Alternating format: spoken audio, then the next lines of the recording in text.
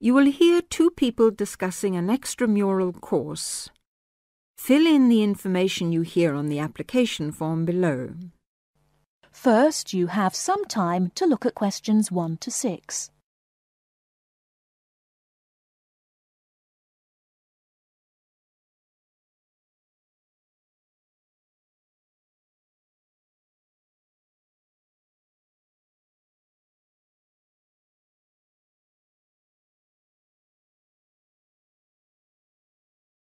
Now, here is the conversation.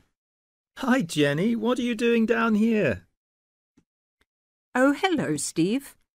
Well, I'm trying to fill in this form, but I'm having a bit of a struggle as I sprained my wrist playing tennis yesterday. Don't worry, I'll do it for you.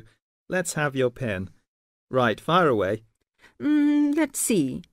I want to do the drama and theatre studies. I'd like to get the certificate. The course number is 60201. No, sorry, 202. It seems to be on Thursday at 7:30. Yes, well, we don't have to put all that down. Now, I suppose we can call you Miss? Don't be funny, and spell my name right.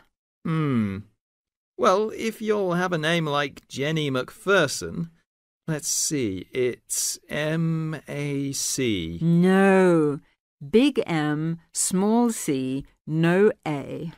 Right, M-C-P-H-E-R-S-O-N. Yes, OK. And don't forget it's a capital P, Macpherson. Now, what's your address? Well, I've just moved, so it's 6 Westway Avenue, Longford. Hang on, don't go so fast. 6 Westway Avenue where? Longford. What's next? Your phone number, daytime and evening. Well, I've only got one, as we can't have calls at school in the daytime, so put down the evening one. 605-4829. 4829, OK. And you're a teacher. How old are you? 29? Wish I were. No, 32. Before you hear the rest of the conversation, you have some time to look at questions 7 to 10.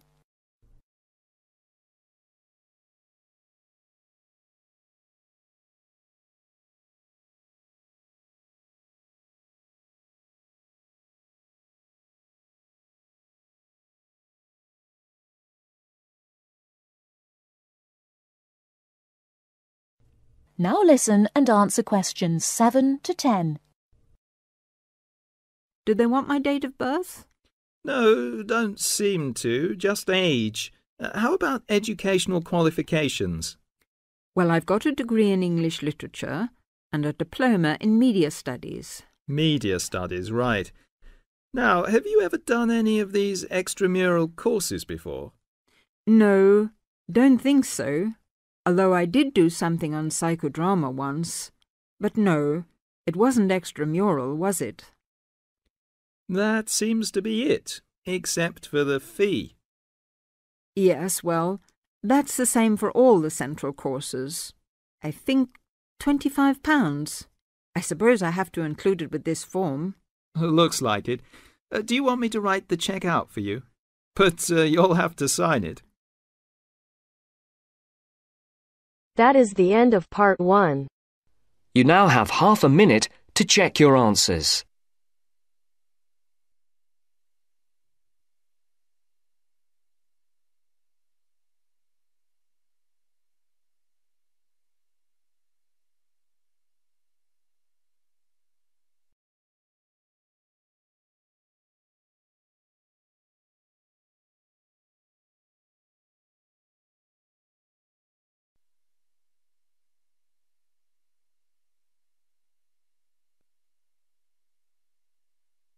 Now turns to part 2. Part 2. Zoe goes to talk to her academic advisor. First, look at questions 11 to 14.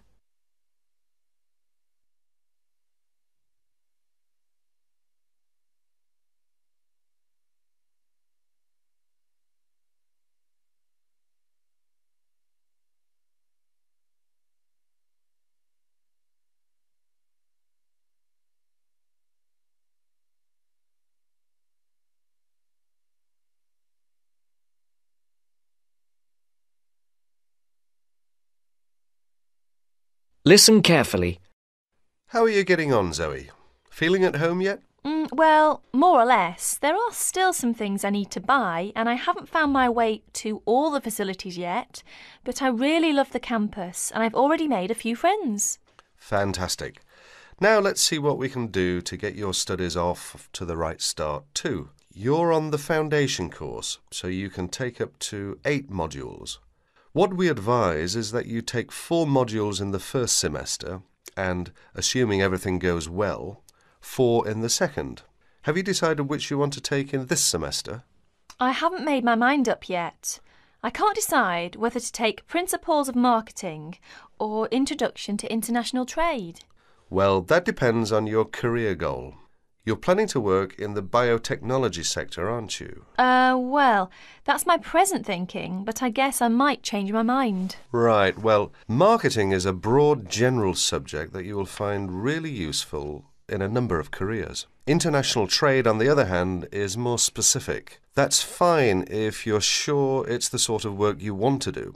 A lot of students start off thinking about that option because it seems glamorous, but marketing can also be an exciting career, and there's a wide choice of jobs. Maybe you ought to wait until your career ideas are a bit more definite before you go down that road. Yes, I see. I could take International Trade next year, couldn't I? Sure. You could do international finance as well. So, in your first semester, you've got Principles of Marketing, Introduction to Economics, Banking and Finance, and let's see, Principles of Financial Accounting. How do you feel about that as a package? It's okay, I think. Before the broadcast continues, look at questions 15 to 20.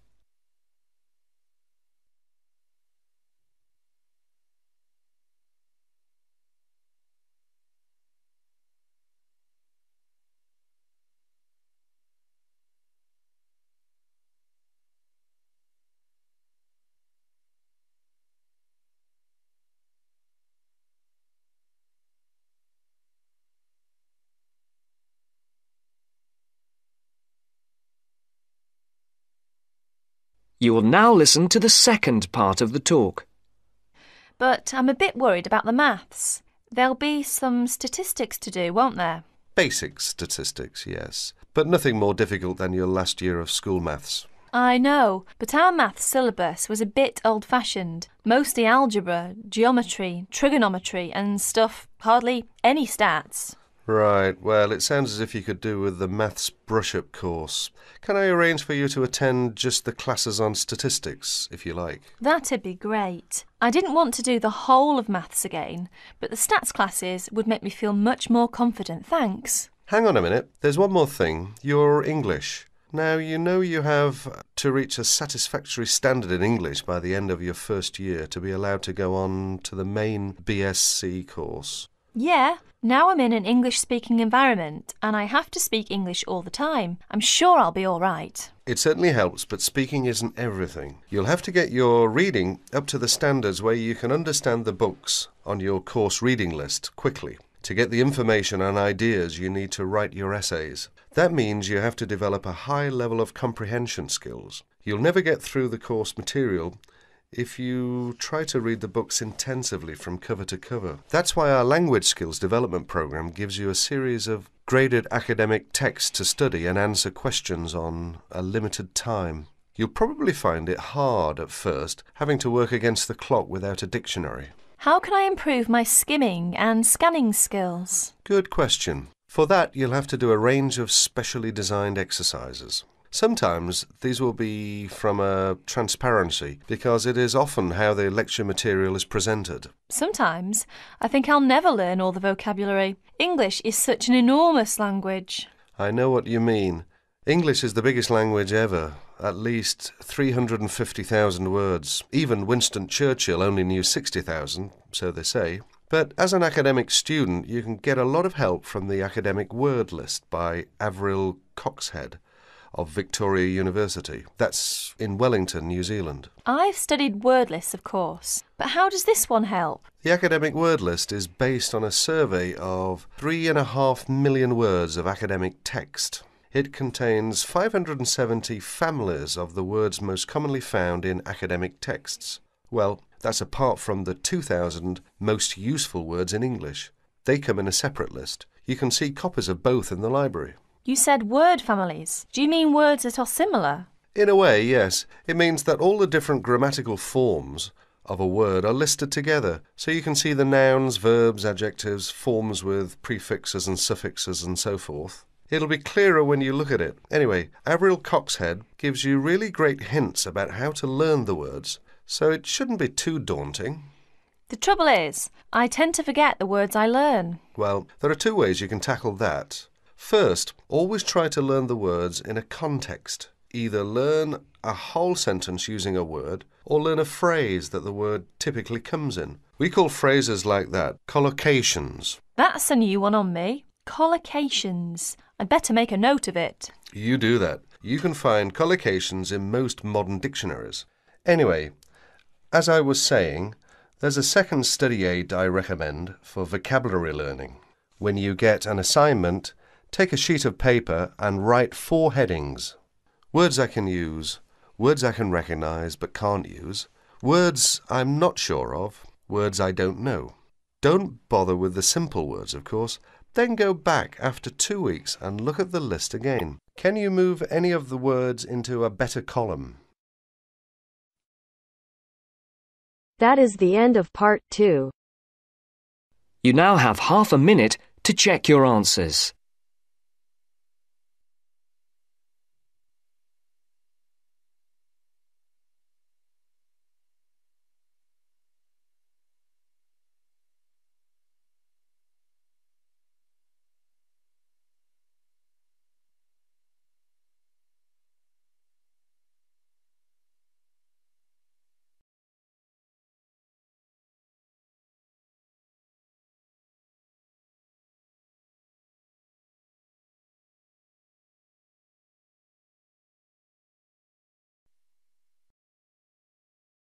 Now turns to part 3. Part 3. You will hear 2 university students talking about a music course. First, look at questions 21 to 23.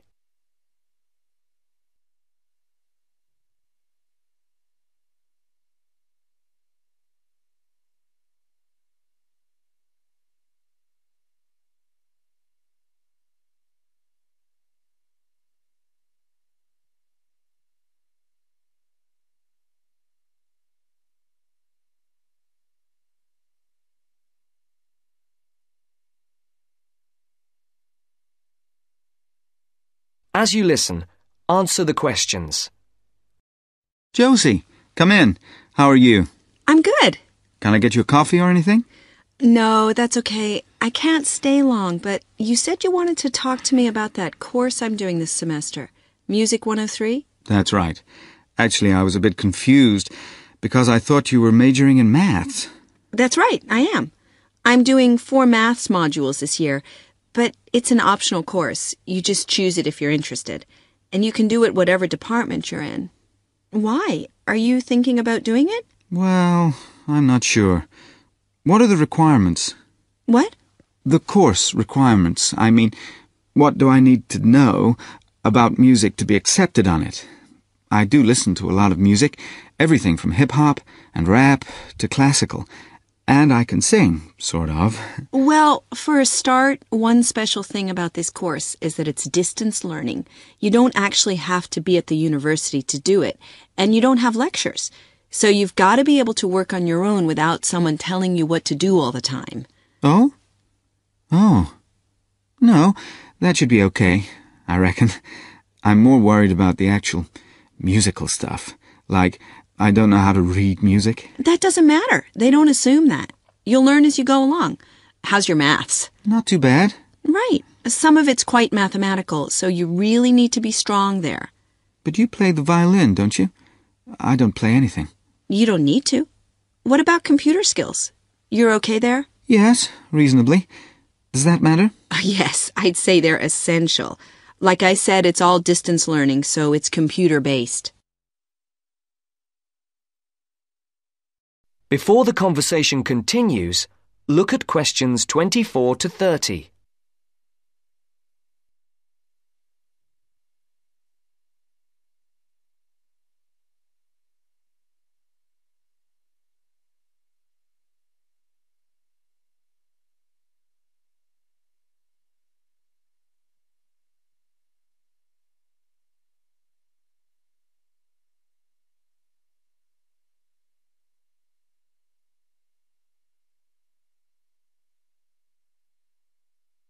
Now listen to the second part of the discussion.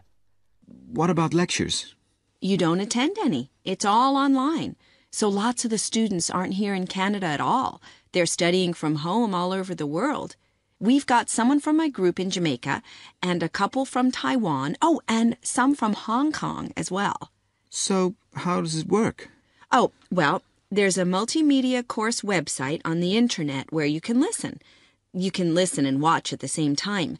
And of course, you can do it at your own pace. So if you don't understand something, you just go back. Or if you want some more examples of the music, there are links there to things that you can listen to. There's quite a lot of theory, but it's all done through musical examples, so it's practical at the same time. Like in the last module I did, we looked at a bit of the music from the movie Star Wars. The Darth Vader theme, you know. Dum, dum, dum, dum, dum, dum. Yeah. Oh, yeah. Then we looked at a theme from Wagner's Tristan and Isolde. Do you know it? Written in the 1850s. And we could see there were all sorts of parallels between them. And that's a feature of the course. We often look at modern Hollywood themes to illustrate concepts in classical music. It sounds really interesting. Do you have a course book? No, we don't use one. We're given a software program called Notability Lite. And what it does is it presents what we write, the music we write, really clearly. And it also allows us to play back any piece of music on our computer at home. But that's not all.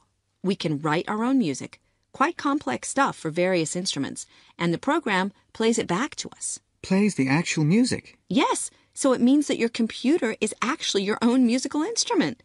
And we can even submit our finished pieces to our tutor by email. So you do need your own computer, obviously. Yes, with at least 64 megabytes of RAM. That's okay.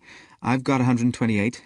Oh, and a CD-ROM and a sound card, of course. No problem. So, how long is the course? It's 6 months. There are 2 a year, so you could actually enroll for the next one if you wanted. It starts in January. I started last September and I finish in February. And how many credits is it? 3. In order to pass, you've got to do 6 assignments. I'm just doing my 4th one now. And take a final examination. Oh, anyway, why don't you call round sometime and I'll show you the sort of things we do. You can even listen to some of my music. That would be great. Well, thanks, Josie. Now, are you sure you don't have time for that coffee? That is the end of part 3. You now have half a minute to check your answers.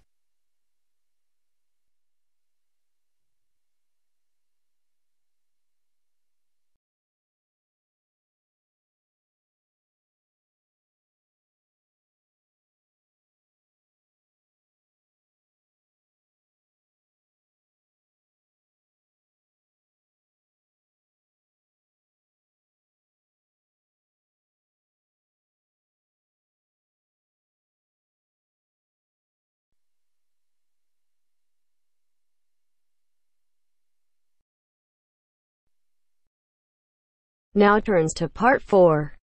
Part 4. You will hear a talk about the pitfalls and pleasures of being a postgraduate student. Look at questions 32 to 37.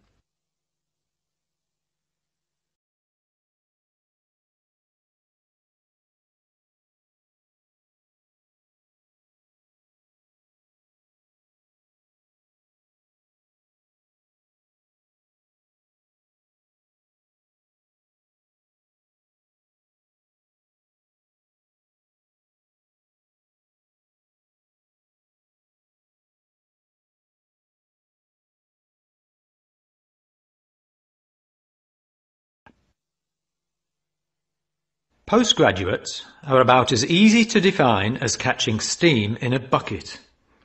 Courses can be vocational, for training, as research, as a preparation for research, or a combination of these. Also, you can choose between full-time and part-time. Increasingly, the approach to postgraduate study is becoming modular. The vast majority of postgraduates are doing short, taught courses, many of which provide specific vocational training. Indeed, there has been a 400% increase in postgraduate numbers in Britain over the past 20 years. Current figures stand at just under 400,000. People undertake postgraduate study for many reasons. These may be academic, intellectual challenge, development of knowledge, vocational, training for a specific career goal, or only vague, drifting into further study. It is essential that you determine the reasons you want to become a postgraduate. If you have clear goals and reasons for studying, this will enhance your learning experience and help you to remain focused and motivated throughout your course. Where you study should be based on much more than the course you want to do. For some courses, you're likely to be there for several years, and it is important that you are happy living there. Check also what type of accommodation is available, and whether the institution provides any housing specifically for postgraduates. Choosing an institution and department is a difficult process. To determine quality, do not rely on the reputation of an institution, but find out what the ratings are from the most recent assessment exercises. Find out about the staff, their reputation, competence, enthusiasm, and friendliness.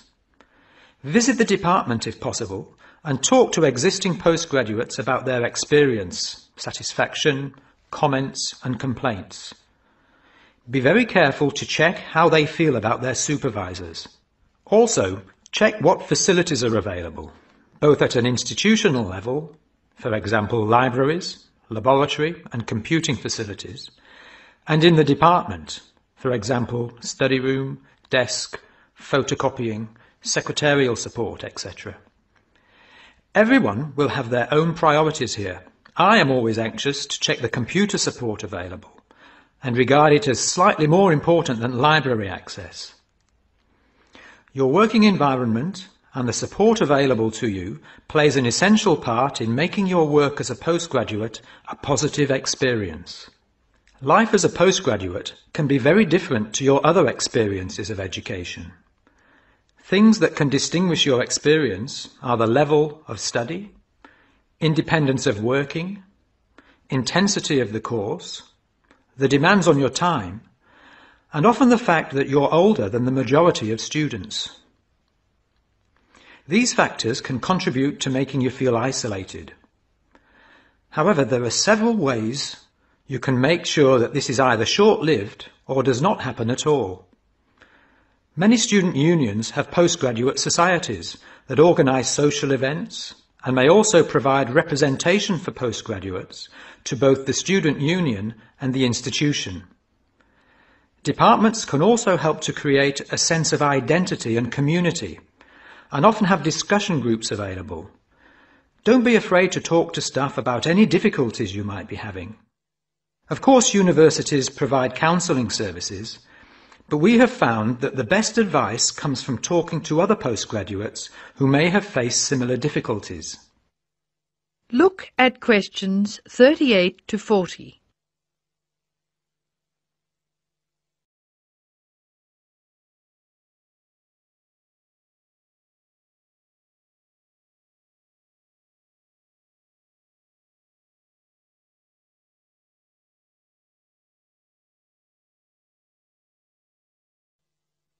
Financial planning is essential, since the government excludes postgraduates from student loans, and it can be difficult to maintain your student status with banks. This has implications for free banking and overdraft facilities. Do not underestimate your living costs, including food, accommodation and travel. And be careful not to budget for everything except a social life. Funding a course is one of the most challenging things people face when considering postgraduate study. Most postgraduate students finance themselves. They pay often very large fees to the institution and receive no maintenance income to support their study. Make sure you know exactly what your costs will be. Institutions often hide extra fees, like laboratory costs, behind the headline fee rate advertised. Funding can come from various sources: research councils, charities, trust funds, institutional scholarships, local education authorities, and professional bodies and organisations all offer various levels of funding. As I said before, the government excludes postgraduates from student loans, so it is essential you look to other sources. Career development loans are available from high street banks. The best advice on funding is to be proactive, persistent and patient. The postgraduate community in Britain is multinational, has a wide range of experience of life and work, and an exciting mix of goals, both career and academic. Being a postgraduate student should be a productive and fulfilling thing to do, and you will become part of a diverse and motivated social group. That is the end of part 4. You now have half a minute to check your answers.